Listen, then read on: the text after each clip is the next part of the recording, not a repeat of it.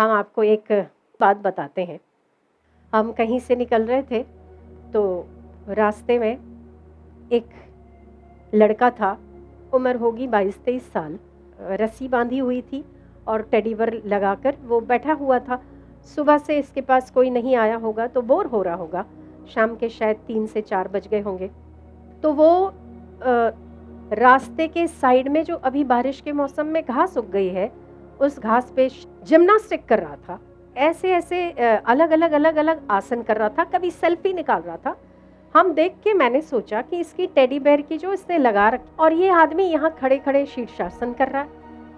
मैंने गाड़ी रोकी, गाड़ी रोक कर मैंने उसको पूछा, मैंने कहा भाई तुम यहाँ शीर्षासन कर रहे हो और वहाँ तुम्हारी दुकान ऐसे ही पड़ी है, कोई उठा कर ले जाएगा?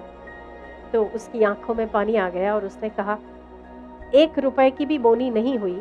मन थोड़ा खराब हो रहा था कि रात को बच्चों के लिए घर क्या ले जाऊंगा, तो सोचा मनोरंजन ही कर लेता हूँ। तो मैंने कहा तुमने कोई जिम में गए हो? बोले नहीं, किसी जिम में नहीं गए। तो कहाँ सीखे हो? तो मैं यूपी का हूँ।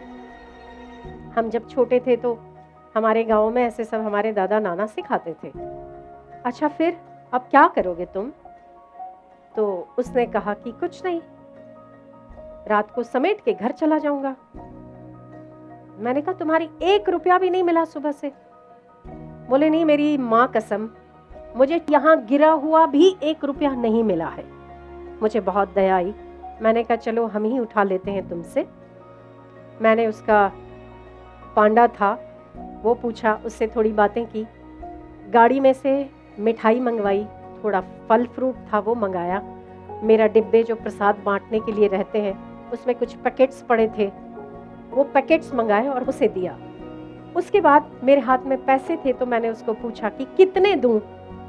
उसने मुझे कहा कि इसका रेट 600 रुपया है, जितना आपको अच्छा लगे। मैंने कहा कि आज सुबह से तुम्हारी बोनी नहीं हुई, तुम ये सोच रहे हो कि तुम रात को बच्चों के लिए खाना क्या ले जाओगे और ऐसे में तुम्हें पैसे मिल रहे हैं, तभी भी तुम कह रहे हो कि जितना आपको ठीक लगे। उसने पता है क्या कहा?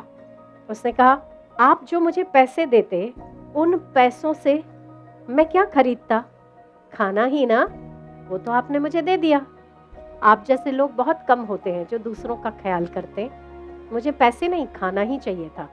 अब मैं अपने बच्चों के लिए ले जाऊंगा, बच्चों को खिलाऊंगा। आप मुझे 100 रुपए दोगे तो भी चलेगा, नहीं दोगे तो भी चलेगा। क्या आप सोच सकते हो मॉल का कोई आदमी या किसी कंपनी का कोई सीईओ या किसी ऊपर बैठा हुआ कोई आदमी कि ये भावना हो सकती है कि उसके पास कुछ नहीं है, उस कुछ नहीं में से भी वो बहुत कुछ लौटा रहा है? हम ऐसे लोगों को क्या दे सकते हैं? आपकी घर की सफाइयां जो हो रही है वो भी इन छोटे लोगों की वजह से हो रही है। घर में सब्जियां आ रही है वो भी कोई किसान उगा रहा है। वहां तो हम भावतोल करते हैं पर हम मॉल में भावतोल नहीं करते हैं। जो ये कड़िए काम करने वाले लोग आते हैं, जो ईंटें बनाते हैं, वो लोग भी दहाड़ी पर दिन का 100 रुपया कमा लेते हैं, 200 रुपया कमा लेते हैं। कृपा करके उन पर कृपा करिएगा, सबका ख्याल करिए, सबको निहाल करिए।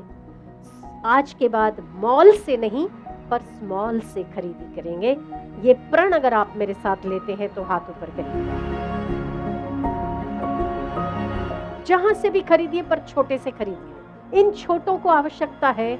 आपके 100 रुपए भी उसके लिए मायने रखते हैं, आपके 50 रुपए भी उनके लिए मायने रखते हैं। मुझे देखकर बहुत करुणा हुई, मेरी आंखों से आंसू आ गए। मैंने सोचा वास्तविक त्यागी तो ये रोड पर बैठने वाला व्यक्ति है। तो आज के बाद आप लोग मॉल से खरीदी ना करके स्मॉल से खरीदी करिए। सबका ख्याल, सब निहाल, ये सूत्र हम आपको देते हैं। सबका ख्याल करो, अपने से छोटों का ख्याल करो। अगर तो आपके इर्द गिर्द ऐसे लोग मौजूद हैं जिन्हें आपके सहायता की आवश्यकता है और आप बैठे एसी में हवा खा रहे हैं, तो आप त्यागी नहीं हैं। आप ईश्वर की उपासना नहीं कर रहे हैं, आप माला नहीं घुमा रहे, आप केवल अपने आप को धोखा दे रहे हैं। इसीलिए मेरा फिर से अनुरोध है आपसे, मॉल से नहीं स्मॉल से खरीदी करिए। आपकी रक्षाबंधन सफल हो जाएगी अगर आप दूसरों की रक्षा करेंगे।